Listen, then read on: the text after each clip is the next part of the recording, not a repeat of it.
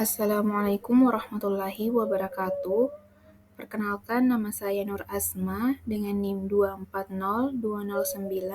2402095000049. Di sini saya akan membacakan hasil kesimpulan dari presentasi kelompok 2 tentang aturan penarikan kesimpulan. Yang pertama ada modus ponens, yaitu aturan modus ponens menyatakan bahwa jika sebuah pernyataan berbentuk jika P maka Q benar dan P juga benar, maka Q harus benar. Contohnya, jika hujan turun, maka jalanan akan basah. Jika diketahui bahwa hujan memang turun, maka dapat disimpulkan bahwa jalanan benar-benar basah. Yang kedua, ada modus tollens.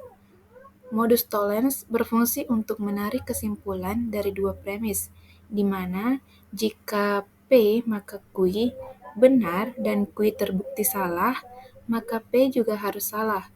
Sebagai contoh, jika seseorang belajar dengan tekun, maka ia akan lulus ujian. Namun, jika diketahui bahwa orang tersebut tidak lulus ujian, maka dapat disimpulkan bahwa ia tidak belajar dengan tekun. Yang ketiga ada silogisme.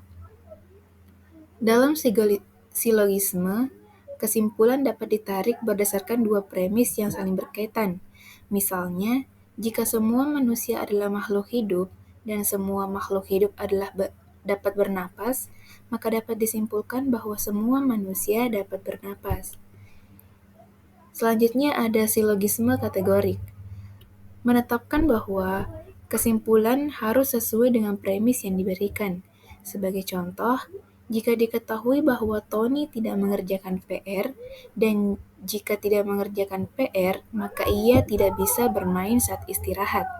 Maka dapat disimpulkan bahwa Tony tidak bisa bermain saat istirahat.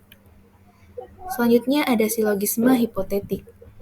Sementara itu, silogisme hipotetik menggunakan pernyataan bersyarat untuk menarik kesimpulan. Misalnya, jika Siti malas belajar, maka ayahnya akan marah. Jika ayahnya marah, maka Siti tidak akan mendapatkan uang saku.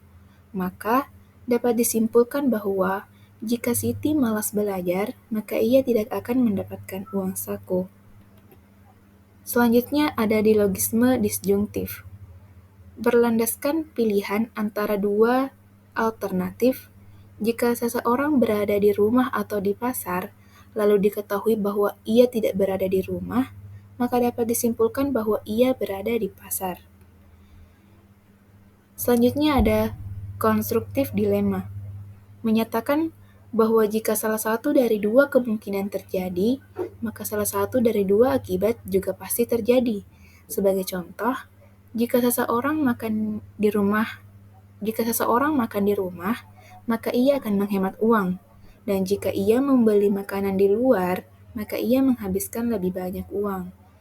Jika diketahui bahwa seseorang makan di rumah atau membeli makanan di luar, maka dapat disimpulkan bahwa ia menghemat uang atau menghabiskan lebih banyak uang. Disjungtif dilema. Sebaliknya, destruktif dilema digunakan untuk menunjukkan bahwa jika akibat dari dua pernyataan bersyarat tidak terjadi, maka setidaknya salah satu penyebabnya juga tidak terjadi. Misalnya, jika hujan turun, maka jalanan akan basah. Jika jalanan basah, maka kita tidak bisa bermain bola. Namun, jika jalanan ternyata tidak basah, maka dapat disimpulkan bahwa hujan tidak turun atau tidak bisa bermain bola. Selanjutnya ada addition atau penambahan.